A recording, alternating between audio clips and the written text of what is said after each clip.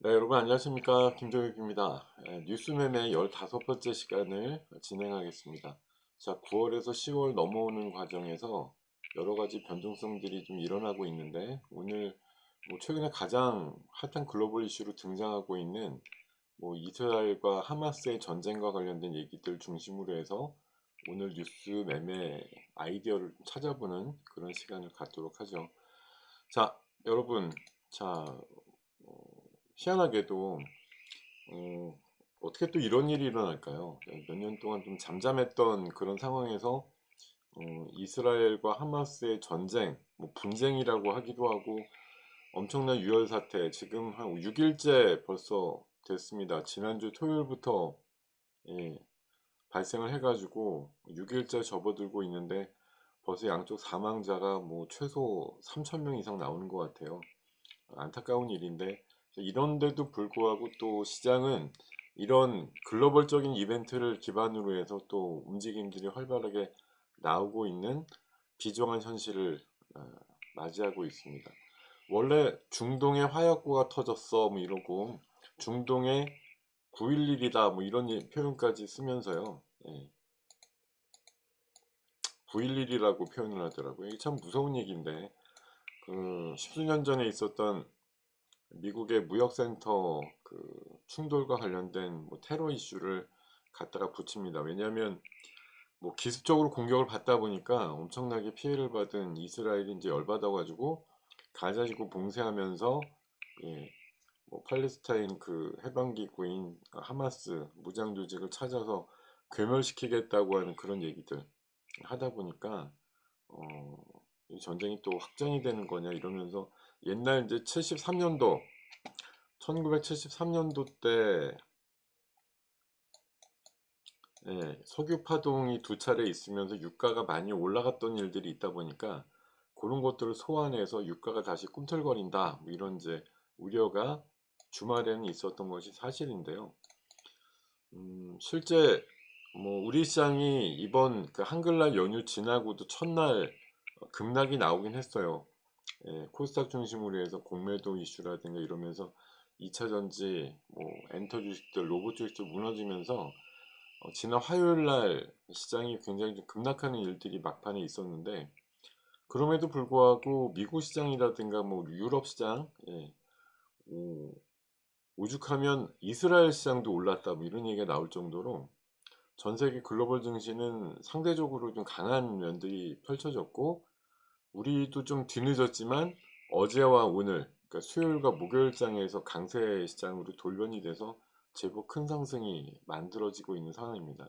이 기반에는 미국의 증시가 오르고 있어요라고 하는 것도 재료가 되겠습니다만, 그거 말고도 국채 금리가 일단 뚝 떨어진다. 이런 부분이 크다라고 이제 볼 수가 있겠고요. 국채 금리가 뚝 떨어졌다. 이제 그 전쟁이 나니까 안전자산을 찾는 수요가 늘어나는 거예요. 안전자산의 수요가 늘어나다 보니까 미국 국채 금리가 요새 인기가 없었거든요. 근데 이게 극적으로 수요가 늘어나는 상황이 되면서 금리 수요가 늘어나면 당연히 가격은 오르고 국채 수익률은 떨어지는 상황들이 발생을 하는 거죠. 그러면서 최근에 5%가 넘네 4.9%까지 갔던 10년 만기 국채 금리가 4.5%대까지 떨어지는 상황. 거기다가 예상하지 않았던 중동발 전쟁인데도 불구하고 유가가 또 하락 안정화되는 그런 상황들. 환율도 자연스럽게 1340원대 초반 이렇게 밀리면서 삼중고에 시달렸던 그동안 장이 사실 삼중고라고 하는 금리와 유가 환율로 이루어진 것들이 너무 세게 올라서 우리나라 경제 증시에 엄청나게 부담이 된다는 거 사실 우리나라뿐만 아니라 미국이 9월 중순 이후에 하락을 크게 보인 것도 사실 큰 원인 중에 하나인데 이런 부분들이 전쟁의 발발로 인해서 우려가 많이 감소가 되고 있다 이런 아이러니한 환경들이 만들어지고 있고요. 연준 위원들 사실 지난 주말 전까지만 해도 돌아가면서 아주 강한 얘기들 했거든요. 금리 더 올려야 된다. 오랫동안 유지해야 된다. 이런 거 일관되게 많이들 얘기했는데 이번에 소위 이팔 전쟁 발생하고 나서는 다들 순환양이 됐어요. 제가 밑에 여기 비둘기로 변했다라고 써놨는데 순환양이 돼가지고 불확실성이 확대됐는데 어떻게 더 금리를 막 올리냐 뭐 이런 식의 의견들이에요.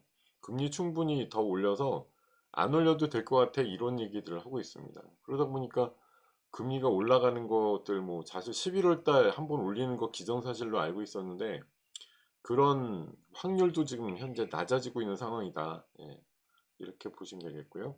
오히려 참 안타까운 얘기인데 전쟁이 이런 이팔 전쟁의 어떤 소용돌이 속에서 관련되는 지표가 오히려 긍정적으로 나오거나 위협받던 지표들이 내려가다 보니까 국채금리 급락이라는 게 중동 전쟁으로 인한 거고 연준의 금리 인상을 멈출 변수가 된다. 그러니 참 속으로는 뭐 겉으로는 안타까워요. 빨리 멈춰야 돼요. 이러지만 알고 보면 중동 전쟁이 격화되는 것 같고 이제 곧 이스라엘 지상군이 투입이 될 것 같다는 얘기들이 나오는데도 유가가 안 올라요.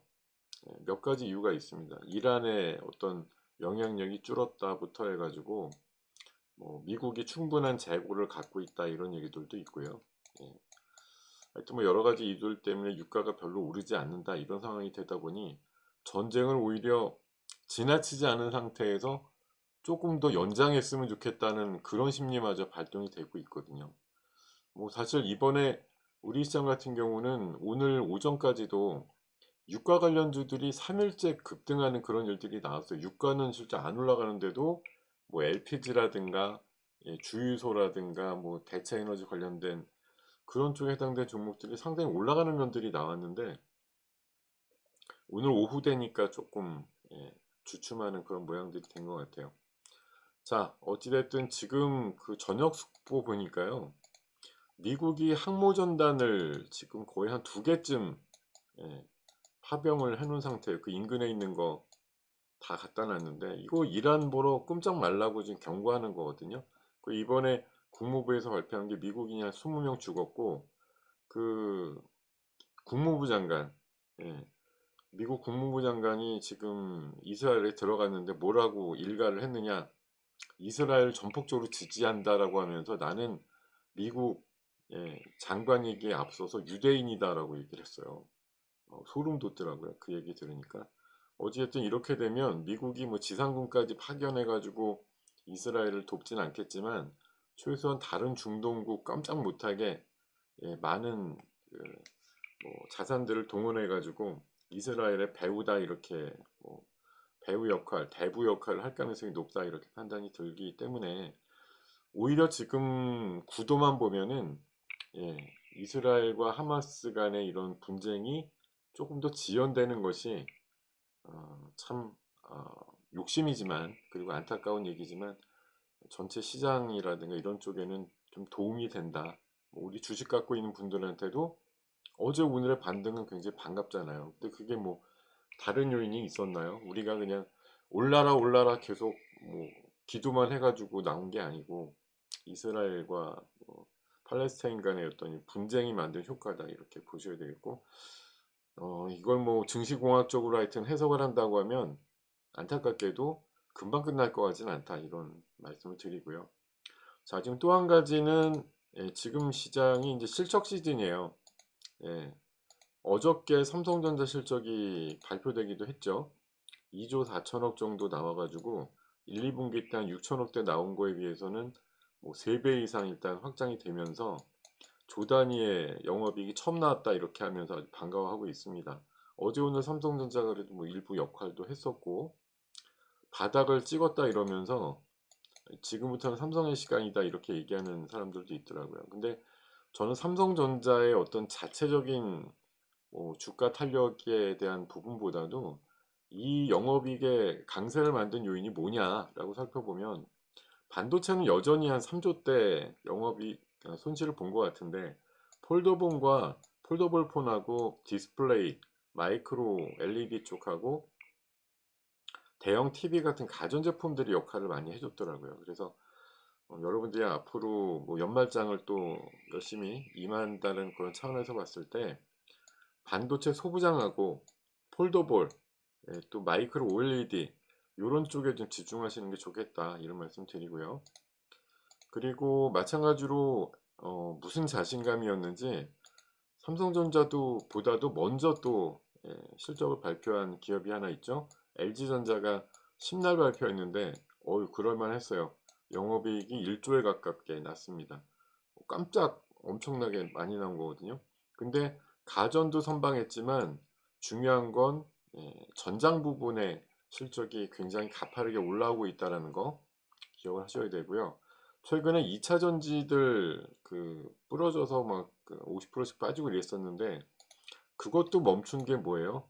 결국 대장 역할을 했던 LG 에너지 솔루션이 북미에서 일단 실적을 터뜨리면서 3분기 영업이익이 40% 넘게 올랐다. 이렇게 나온 것이 2차 전지의 하락을 멈춘 역할을 했다라고 보는 거고, 역시 LG전자의 전장 부분과 배터리 쪽이 다시 한번 반등의 전면에 나설 가능성이 높다라고 보셔야 됩니다. 거기에 발맞춰서 최근에 또 들려오는 소식 중에 보면은 중국의 탄산 리튬 가격이 사실 올 초부터 빠지기 시작했는데 그때는 우리 2차 전지 종목들이 뭐 별로 영향을 못 받았다가 이번에 7월 달에서 8월 달 빠질 때 제대로 영향을 받으면서 낙폭이 좀 많이 생기곤 했는데요. 최근에 들려오는 소식은 이 낙폭이 거의 안 만들어지고 있다라고 그래요. 낙폭이 없다. 다 빠질 만큼 빠졌다 이런 얘기죠. 그래서 낙폭이 없게 되면 에코프로나 LNF가 2분기 때 생각보다 실적이 안 나왔던 것이 비싸게 원재료를 들여놨는데 이게 가격이 싸져가지고 계속 싸게 납품할 수밖에 없어라는 것 때문에 숫자가 좀 안 나왔었는데 LG 에너지 솔루션의 실적에 대한 자신감이 또 이전될 수도 있고 또 공교롭게 에코프로 기준으로 150만 원대에서 최근 그저께 77만 원대까지 내려오면서 거의 50%의 조정, 제가 늘 얘기하는 마이너스, 그러니까 대시세난 종목은 50%쯤 빠지면 일단 반등이 한번 나온다. 이런 법칙에 해당되는 상황이 만들어졌다고 보기 때문에 오늘 단숨에 어제 오늘 올라가니까 77만 원에서 10만 원대 상승이 나오더라고요.